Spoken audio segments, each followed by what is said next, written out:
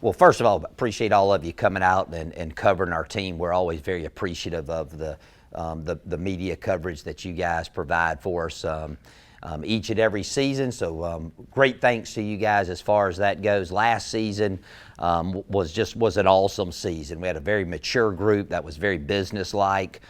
They took care of business each and every week, and our motto around here is find a way.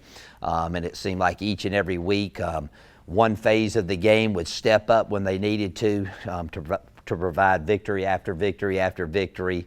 And again, it's the first outright conference championship in Samford history since 1936. So we know how special and all the accolades that our guys got. Very well deserved. But this is a new season. No teams are ever the same, and then our opponents, they'll have different teams as well. So there's many challenges. We're going about camp as business as usual, really working hard at our fundamentals. We believe that good fundamentals equal good execution. The biggest challenge we have for coaches and our staff right now is that we have a lot of new faces. Some of them were here during the spring, some arrived in the summer. For us to be able to find out what they do well and put them in the right positions to make this team successful where they can be big contributors to our football team. So that's what we're working on now. Spirits are high. We're undefeated. We're excited about the upcoming season, but we do have a lot of work to get done before Opportunity One arrives here in a few weeks. Coach, with who is returning, I know you probably don't like this kind of question looking that far down the season, but to repeat success and even get further to chase an FCS championship, do you feel like the right pieces are returning staff-wise and players to get something like that done? I think so. Our staff continuity pretty much stayed the same, so we're excited about that, and that's the first time that's happened in quite some time. A lot of our key pieces to our team are back. We do have a lot of new pieces, and we're not talking repeat. Our goal, we want to win one game a week, and the byproduct of that is to be champions again, okay? Repeat would mean everybody that played last year would be back, and we got a lot of new faces, so if we were fortunate to be the champions again, there'd be a lot of one-time champions on the squad. So I do think the pieces are there. We did lose really good players last season. I don't know how it's going to shake out because we have our first scrimmage tomorrow, so that'll answer a lot of questions. But what I've seen thus far, I believe that we have more depth than we did last year. Now, I didn't say that our front line was as good as last year. That's not what I'm saying, but we have more depth, and I'm really excited about that. Coach, there's no such thing as moral victories, but the way your teams have been able to compete against big programs, the Floridas, the Georgias, how do you take that momentum and build on that, and what does that do for your confidence as a program? Those games are difficult to prepare for, and they're difficult to play just by the sheer scholarship differentials. Usually where those games are a lot different are in the trenches, as far as just blocking and be able to get off blocks on those. We've had a lot of close calls, had some chances to win late in the fourth quarter against Mississippi State, Florida State, and Florida. We've been in the fourth quarter, and we're emptying the bench because we're getting beat pretty soundly. So, again, you get a chance to play those one time a year. It's a lot of fun for our staff and our guys to be able to go into that environment with that type of rabid fan base, and then plus the media exposure that you get, and then occasionally you have a couple guys that have breakout games like a Montrell Washington that I really believe that his Florida performance propelled him to a fifth-round draft choice. But again, that's game 3 for us. Right now we're worried about us being the best we can be.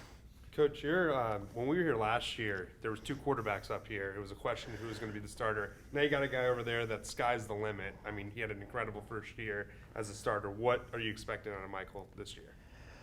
We did. We had a really good quarterback battle last season, and of course Mike came out on top. And I think the biggest thing with him is he's a really good leader, and the guys have rallied around him. He has a good voice in the locker room, and of course you get that good voice by how you play on the field. And he had an outstanding season last year. And I think if you ask him, He won't take a lot of credit for it. We had a really good running game. Our offensive line was really good, great receiving core, and then defensively, that was one of our best defensive seasons that we've had in quite some time. That made key stops and got the ball back to him. So we got to continue to have all those things happen. He's got to play within the system, not try to do too much, because I do think we have the pieces around him for him to have another successful football season.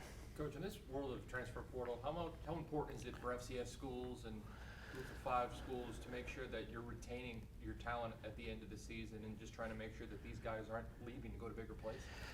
First of all, on the transfer portal, transfer has been going on a long time. It's just got more notoriety because it's easier to do that. Back in the day when I was at Valdosta, you would get a call from a coach saying, Georgia, hey, we got a guy that he's gonna be leaving. Would you be interested? If he lives in North Florida, get closer to home, and you may be the only guy that knows about him. Comes down a great player. Nowadays, you get in and everybody's just a feeding frenzy to try to fill your roster out. But it is very important as far as the way we go, especially coming off the COVID season.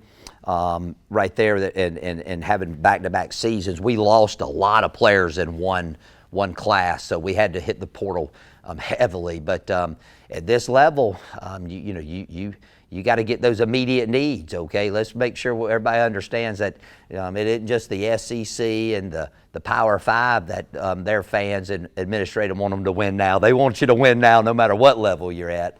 But being able to do that has been huge for us. Keeping your players, I think it's like every year though with me is, you meet with your players, you find out, where they're at with the program, even before the portal. And if a guy feels like he has an opportunity somewhere better, hey, so be it. I mean, that's just the way it goes. And I think we've been very supportive with our players that have wanted to leave. And I think our team and our staff, but especially our team, has been very supportive to the transfers that come in because they know we need those guys to be successful during the season. More on that, what is it like keeping these guys here? Because I was just talking to Trent Dilfer at UAB. He's going at Power 5 coaches that are trying to poach his guys. A guy like Michael had a crazy year. They're watching him on ESPN against North Dakota State. Some coaches probably licking their chops like, we want this guy. Is that hard to keep them here at a program like this? Well, to answer the first part of your question, I haven't asked him, but I'd be hard pressed that 5 or 6 of our guys wasn't contacted by other places. And again, if they feel like going somewhere else is a better opportunity for them, more power to them. I mean, that's a decision that they have to make. We want guys that want to be here. And if a guy doesn't want to be here, he's not going to play well, and it's just not going to work out.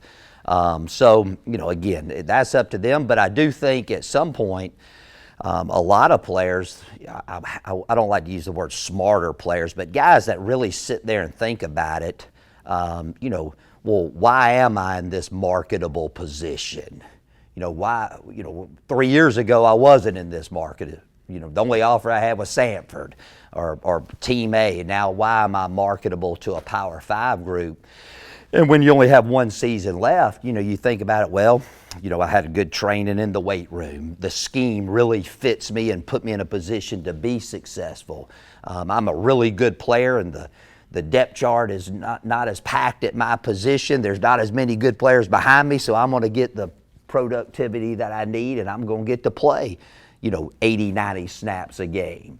And if you look at it that way, a lot of times, hey, staying where you're at is a little better than moving. My old saying is the grass is always greener on the other, it looks always greener on the other side, but it's still just as hard to mow. And so you got to put all that in, but some guys get offered a lot of money. Depending on their situation, they may need it. You got to do what you got to do. Coach, on paper, how much does the matchup against Auburn excite you? New head coach, kind of revitalized energy. They're still trying to figure out their quarterback situation, but you have some answers on your front, though. I know they got a new coach. And I know a couple of the coaches on their staff. Ron Roberts was the head coach at Delta State back when I was at Valdosta State, so we battled a few times. I'm either 1-1 against him or 2-1. I'm not sure, but I know a couple guys. Man, I hadn't even thought about those guys. Okay, we got Shorter, and then we got after that we got Western Carolina on the road, which is a huge early game for us, and we'll worry about Auburn when we get there. I know that isn't the question you wanted, but I mean, Hugh Freeze coach, that's all I know. You got me? I know nothing about their roster. I'm worried about my roster. This might sound like a dumb question. There's none of them because I give dumb answers, so it doesn't matter. Pertaining to the transfer portal, is there like a NCAA issued website that coaches have access to see all these times? Because there's hundreds of kids in this, and every day they're committing and decommitting. Is there like a database where you can see all these kids that are in? Sure. Yeah. There's a database that you have to enter to get in that we have access to, and especially during the transfer portal windows. I mean, you're on that. You're on it every day. You probably check it. Our assistants probably check it. Once every hour. And then somebody got smart, and I wish.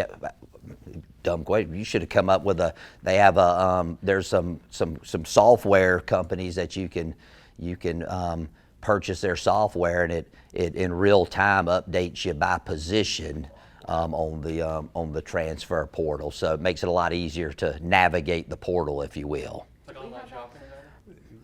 We could say that. Amazon. There you go. Notification every time a quarterback gets in there. I can't give all my secrets out. So, Coach, do you ever reach out to those coaches because you've been in the game for such a long time, do you ever reach out to those coaches ahead of the game and just say, just catch up, or do you wait till the end of the season or after the game, or when do you kind of keep in touch with those guys that you've crossed paths with? The ones we play, or the ones you play against, yeah. Well, I see all of them at the media day, and then usually at the AFCA convention, that I see a lot of those guys. And then on the road recruiting, you see them. And then with the transfer portal, if there's a player, let's say at Auburn, if you will, that's looking to transfer, you figure out who's on their staff. That's how I know, Ron was on their staff. You call him up. What do you think? And, you think he's a good player at this level. He may not be there. So there's, constant communication. I mean, you think about it, I mean, we've all kind of grown up in the business, and we're all pretty good friends, okay? I mean, we really are, except on game day. And got a lot of good friends in the league. We compete against each other, but we're very professional, and we're very professional with one another off the field as well. How big was that addition to your defensive coordinator last year? You had Liam the year before. He was putting up big numbers.